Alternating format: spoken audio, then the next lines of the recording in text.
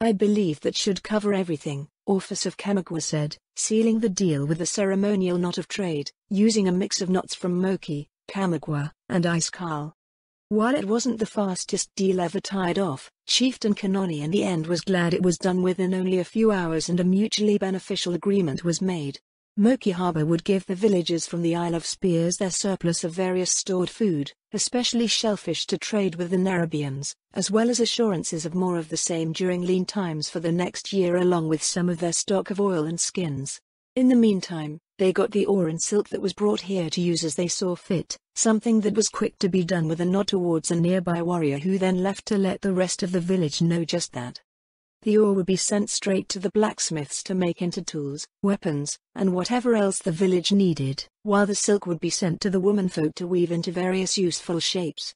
The latter especially would be interesting since apparently the silk could be used for more than just making clothes, but also nets, ropes, and even insulating and reinforcing structures if done right, which might speed up repairs of their outer wall before the next attack. These Nerubians certainly knew what their customers needed at least. Then the trade is made complete, he finished with a nod, followed by the nodding heads of the various gathered elders. Indeed, a great agreement all around, Orpheus nodded before looking back to his companions. Now I believe these two had further questions. Indeed, they were asking about those outsiders who come and trade with us? Chieftain Kanoni asked, recalling the spider folk's question. Yes, for you see for the longest time my people were under the assumption that simply nothing existed beyond our shores, so the news that something does has caught our attention. The one known as Krivax was quick to speak up, having looked quite bored but also full of energy during the whole period of trade talks, keeping himself quiet the whole time beyond some questions sent his way on the uses of the silk goods in question. Oh? Well, I suppose to be fair our people did for a long time too, Chieftain Kanoni. We only really learned about it as well several generations ago. A bit more than that, but yes, it was a bit of a surprise for us as well, Elder Dukni spoke up. Apparently the local human communities throughout Dragonblight, and I hear also Grizzly Hills, descend from those from the east who shipwrecked themselves or even willingly came to live here. The Vrukhal's stunted offspring? They came from the east? The other quieter Nerubian who had the feel of a warrior about him, Masruk, finally spoke up and asked with curiosity. We do not know to what you refer, Elder To admitted, confusion on the faces of all the Kaluak present, even Orpheus. Well you see, our records indicate that thousands upon thousands of years ago, before the Great Sundering even, that a local race of half-giants, the Vrukhal, who mainly make their home in the Howling Fjord region and have been sleeping in their keeps ever since, were suffering from a sickness that caused them to give birth to children who are much weaker and smaller than them, what would later be called humans. Their king, disgusted at their weakness, at the time ordered them all killed, but despite this it seems they have survived to the present day. If what you say is true, then our assumption of their continued presence in this land is not due to avoiding the Vrukhal purge here, but apparently hiding out someplace much further away before the great breaking and then growing in this new land after that in safety before returning to their homeland at some point. That is my initial hypothesis at least. Krivax finished with a hum. There was silence all throughout the chieftain's house at those words as everyone spent several minutes processing what was just said. A race of sleeping half-giants? There were only stories of true giants, and the legends of them giving birth to the infamous Magnate or these half-giants willingly slaying their own children just for being weak in their eyes? Monstrous to the extreme and something no Kaluak would do to their own children, even in the harshest of winters. Humans being small giants? Well, that one was less hard to believe since, despite on average being shorter than the average Kaluak, Chieftain Kanani had personally seen a few examples of human strength and bravery in the face of what should be much deadlier beings. Returning to the main question, yes, the humans claim to come from the Far East and kingdoms there. Elder Sigo broke them all out of their musings. We occasionally see traders from them during the warm seasons who wish to trade in furs, oils, whalebone, and other things with us when they travel here in their sailing ships.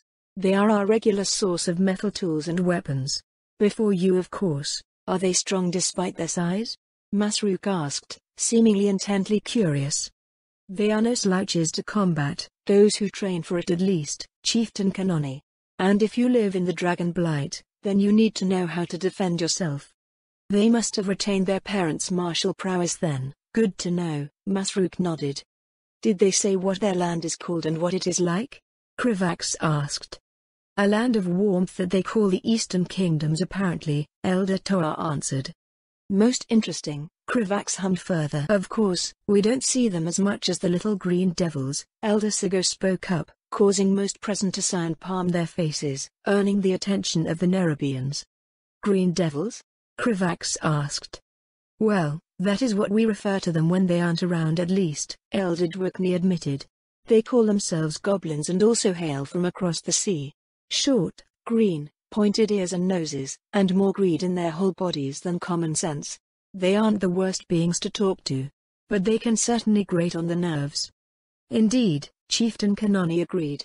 I've dealt with them each time they come to Moki Harbor, and even if their visits are infrequent, each time they arrive they can be very grating. They are very fond of making trade deals and the like, but rather uncaring of anything beyond that. I hear the clans in the tundra deal with it more often and worse too, due to being a central gathering point for our people. They all have a death wish, Elder Toa grumbled. On one of their expeditions, they ventured out into the Dragon Blight and attempted to harvest the corpses of the great worms.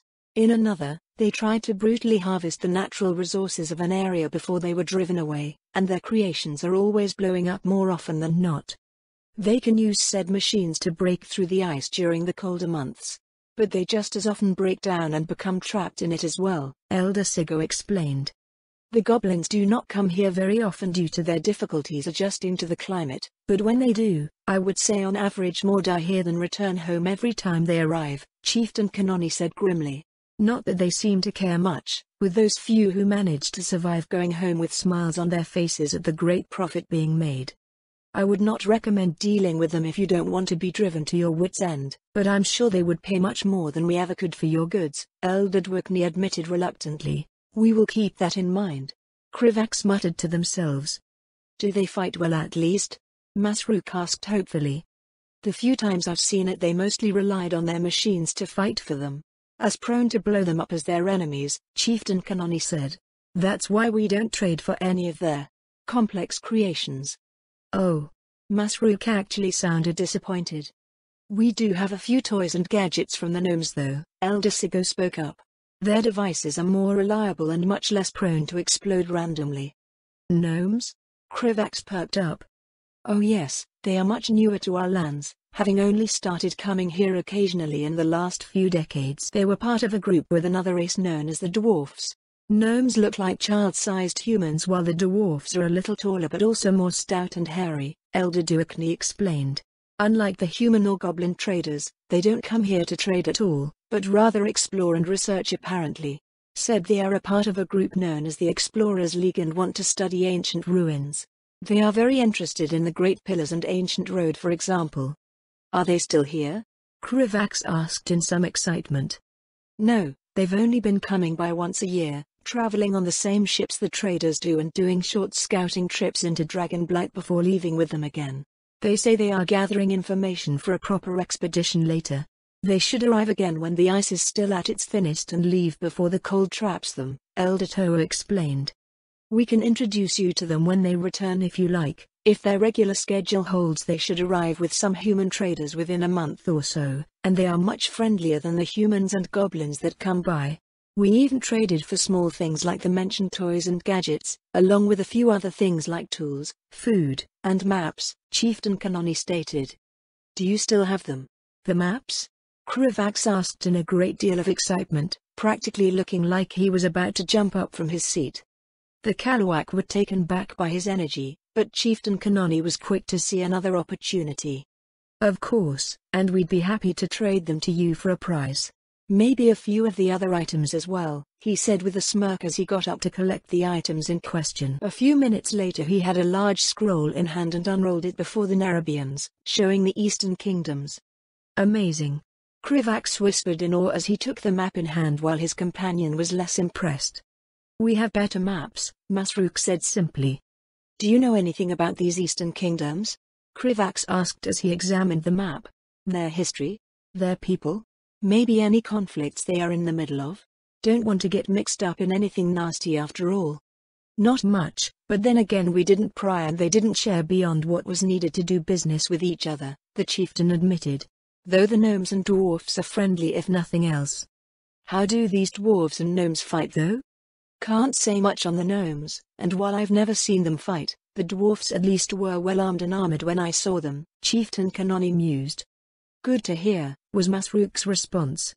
The gnomes do make this wonderful device though that the calves love and I admit is very distracting too, the chieftain admitted as he handed over an item from a small pile of various doodads traded with the gnomes. I failed to see how this would be entertaining Masruk started to say, but quickly quieted as he held the device and it started to spin at his touch, causing his multiple eyes to widen and watch it closely as he turned it this way and that. Oh. This is quite nice. Glad you think so. And we'd be willing to part with them for the right amount of trade, the chieftain said, noticing how he now had them both hooked. Oh yes, as those little green devils would fondly say, this was going to be a very profitable day. Krivax glanced worriedly at the Lathala woodlands Trent that was currently staring at him silently. The creature was not completely permeated with arcane magic, if it were then it would likely be growing crystals from its bark, but Krivax could still sense the arcane emanating from it constantly. He did not know very much about treants and where they came from, but he doubted that every woodland on Azeroth would be able to produce them. The large amounts of treants were likely a result of the dense magic that permeated the area. While there were few things in the Lathala woodlands that visually marked it as influenced by the ley line beneath it, aside from the faint violet tint of its leaves, the entire area was like a beacon in the night to Krivax's magical senses. He could only begin to imagine how overwhelmed he would be if he ever found himself in the Crystal Song Forest.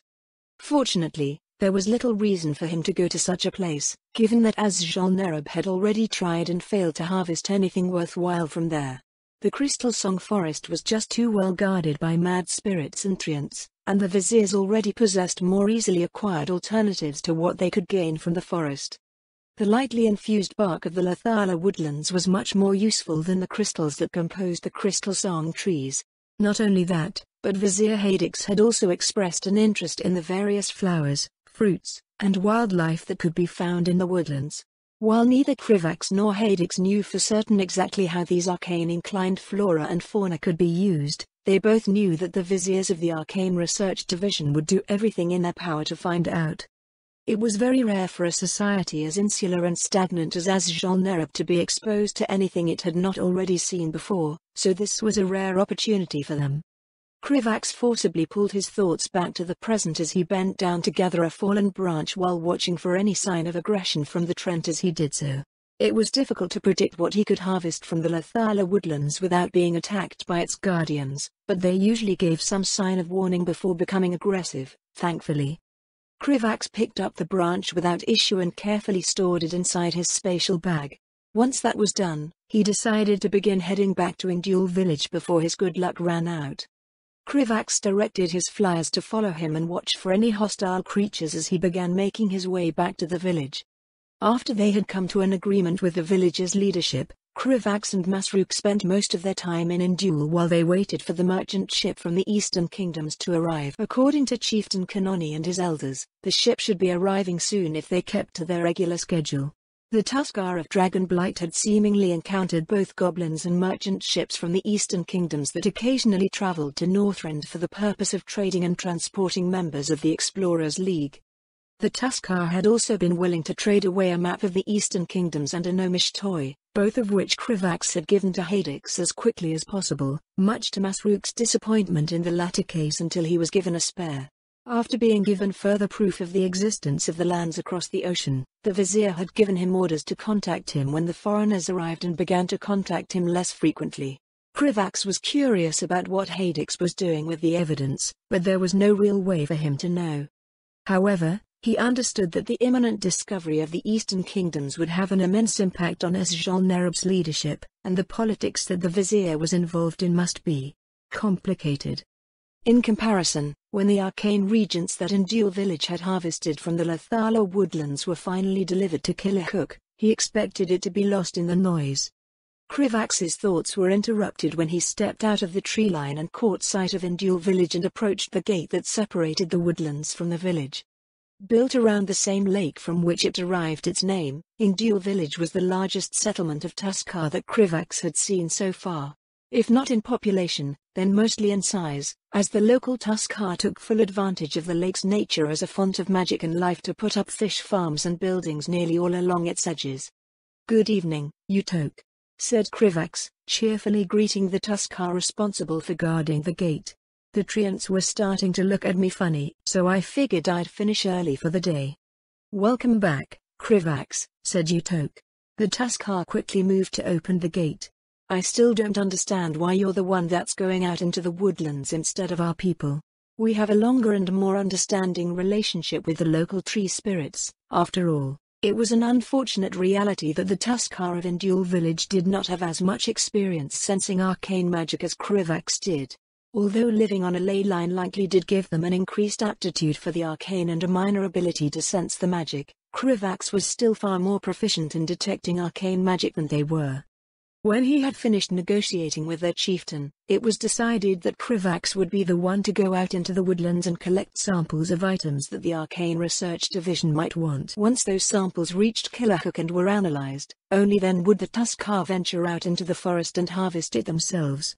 The Lathala woodlands were not without danger, after all, even beyond potentially angering its nature spirits, and all the Tuskar who were capable of defending themselves were busy fighting off Wolver. The village could not afford to send these warriors to collect goods that might not even have any value. It made sense from a logistical point of view, but it was still a bit troublesome for Krivax. His life would be much easier if Hadix would simply take a day to fill up a bag full of samples and then teleport it to Killerhook, but there was little hope of that happening anytime soon. Not only was he incredibly busy, but the vizier also did not believe in doing initiate's work as he called it. Krivax tried to explain this to Utok. "I understand that," said Utok. "It just does not feel right for us to send guests to do such dangerous work, but I guess that's none of my business. You should go see your friend. I heard that he went out with the warriors to kill Wolver today. They should be back by now." Krivax thanked the guard for the information and quickly started making his way toward Masrook. While he didn't approve of his friend constantly leaving to fight the Wolver in search of battle, he knew that doing so was Masrook's choice. Still, that didn't stop Krivax from worrying about him. Moving through the village as quickly as he could without being impolite, he soon reached the northeast gateway, where Masrook could be seen speaking with one of the Tuskar warriors. "Hey, Masrook," said Krivax, greeting his friend as he approached.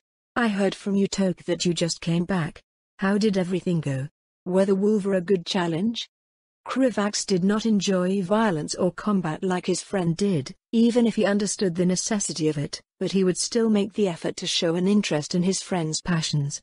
After all, Masrook had been the only one to show an interest in his passion for the surface world, so it was only fair for him to return the favor, right? "They did," said Masrook with genuine joy in his voice. "The Wolver are ferocious warriors and despite their lack of intelligence, they possess a cunning that makes them a formidable enemy. I look forward to fighting them again tomorrow." "Ha! I've never met someone with as much bloodlust as this one," said the large Tuskar warrior that Masrook had been speaking to. "Hold on to that passion, and you'll grow into a truly formidable warrior one day." "Thank you, Edwek," said Masrook. "I have learned much from you and your fellow warriors." "Don't mention it," said Edwek. "You've done a lot to help us fight off the Wolver." At the mention of his people's enemy, Edwek lost his jovial smile and his expression twisted into something fearsome. "The damned beasts have been attacking us constantly lately. They always become more aggressive during this time of the year, but that doesn't make it any easier." "I wish there was more we could do to help," Krivax said sympathetically. He had gone out with Masrook once to fight the Wolver, and he understood why the Tuskar hated them so much. The primitive Wolverine people were extremely aggressive and difficult to handle. They frequently attacked the path between Mauki Harbor and Indule village and often killed any Tuskar unlucky enough to be caught out alone. "You've already done more than most," said Edwek. "I've heard that Chieftain Anogut managed to reach a deal with Chieftain Kanoni for metal weapons made from the ore that was brought on Green Island. Once our warriors are better equipped, we'll make the Wolver regret every last Tuskar that they've killed." The warrior's last words were said with a tone of grim promise that made it obvious he meant every word. After a few more moments of making small talk with the warrior, Edwek said his farewells and went about his business. You should have joined us, Krivax, said Masruk once they were alone. If we are going to continue exploring the surface, then you will need to continue honing your skills in combat. I know, said Krivax. I just prefer to avoid violence when I can. But that doesn't mean I'm not continuing to grow stronger. Intent on proving his point to his friend, Krivax began casting a spell that he had only practiced in private until now. In an instant, Krivax disappeared from his location and reappeared a few feet from his previous location. Look! I finally learned how to cast Blink, Krivax said proudly. Learning spatial magic had not been nearly as intuitive an experience as learning frost magic, but Krivax eventually had gotten the hang of it. Masruk stared at him blankly for several moments before throwing a rock at Krivax's chest. Ouch, said Krivax, more in surprise than anything else. The rock had not actually been thrown hard enough to damage his carapace. What was that for? You need to train your reflexes, Masruk said smugly. Being able to teleport won't help if you get hit before you can finish casting your spell or after you finish it. That's not fair. You just caught me by surprise. I've gotten pretty good at casting that spell. Oh? This time Krivax was ready for Masruk to throw the rock at him, and he blinked out of the way. Ha! See?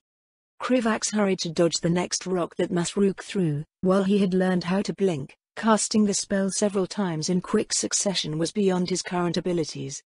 The next several minutes were spent with Krivax doing his best to dodge and blink away from the random items that Masruk threw at him in the name of training.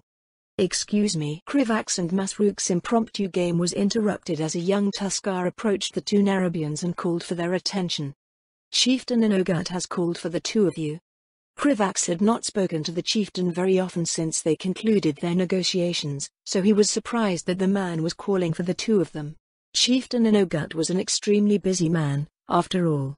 After signaling their understanding to the messenger, Krivax and Masruk began making their way to the chieftain's home. Once they arrived, Krivax was surprised to see the chieftain speaking to Orphus, given that the Kamagoon warrior usually spent most of his time in Mauki Harbor. Good evening, Chieftain Inogut, Krivax said respectfully. I was told that you called for us? Ah, you're here. Good, said the boisterous chieftain. I called because Orphus here has some news I thought you would like to hear as quickly as possible. I do, said Orphus as he turned his attention to the two Nerubians. The shamans in Moki Harbor told me that the foreigners from across the sea have nearly arrived. I came to tell you as soon as I heard. Once Krivax finished processing what Orphus had just said, he froze in shock and was only brought back to reality by the worried prodding of Masruk. He glanced at his friend in thanks before addressing Orphus. Let's get going. It would be best if we arrived in Moki Harbor as quickly as possible so that we might have some time to prepare. After offering Chieftain Inogut a short but respectful farewell, their group of three exited Indule village from its southeastern gate and started heading back towards Moki Harbor. The three of them were interrupted by a small group of Wulva, but fortunately, Krivax's flyers spotted them coming and the resulting fight was short and barely affected their journey. It took them some time to make the trip, but when they reached there, Krivax could see that the merchant ship had still not arrived yet. As soon as they walked into Moki Harbor, one of the elders immediately approached their group. You arrived quicker than I expected, said Elder Sigo. Come with me to the chieftain's home. We have made preparations for your introduction to the foreigners. Why do we need to go to the chieftain's home? Asked Krivax, confused. Well, it would be best if the foreigners were warned about your appearance before they met you, said Elder Sigo after only a moment of hesitation. Much like our warriors were warned by Orphus when you first arrived on Green Island. I'm sure you have learned by now that your people's form can be unsettling to our people without warning. I do not know for certain how the foreigners will view your appearance, but I suspect their reactions will be similar to our own. Krivax winced in embarrassment. That was not something that he should have forgotten. The Tuskar had all reacted in shock once seeing them, but Krivax had gotten used to it and the Tuskar adjusted very quickly once they realized that the two Nerubians were not hostile. Still, there was something he wanted to see before Elder Sigo escorted them to the chieftain's home. If it's not too much trouble, I'd like to take a look at their ship before I go with you. Elder Sigo looked at him strangely for a moment before shrugging. Very well.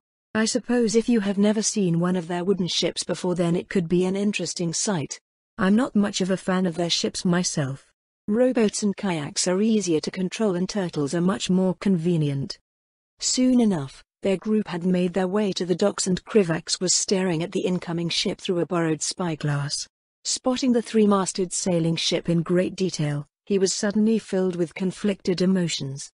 He had already been aware that the merchant ship was scheduled to arrive at any moment, but it felt strange to be confronted with a moment that he had been working for his entire second life. Today would go down in history as the day that a citizen of Azjol Nerub contacted a citizen of the Eastern Kingdoms for the first time, and Krivax could not help but feel the weight of that knowledge settle on his shoulders. After a few moments, Krivax pushed down his tumultuous emotions and nodded to Elder Sigo. As he followed the elderly Tuskar to the chieftain's home, he couldn't help but look back at the incoming ship and wonder about the people who were on board.